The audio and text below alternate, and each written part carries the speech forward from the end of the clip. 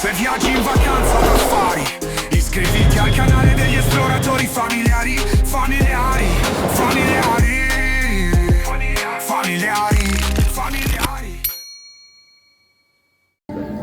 In cima al Colle del Gianicolo, sotto la statua di Garibaldi, troviamo il Cannone del Gianicolo. L'uso di segnare mezzogiorno con un colpo di cannone fu introdotto dal Papa nel 1847 per avere un segnale unico dell'ora ufficiale, anziché il suono scordinato delle campane delle chiese cittadine. Poi troverò un buco, un personaggio.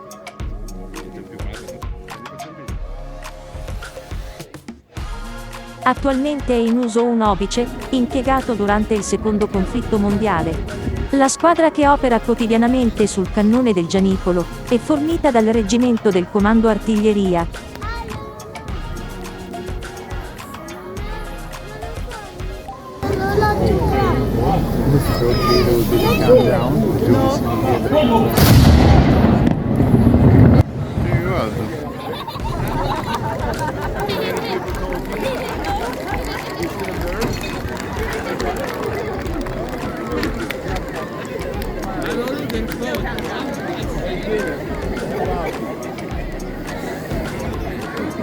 Segreto, non è mai più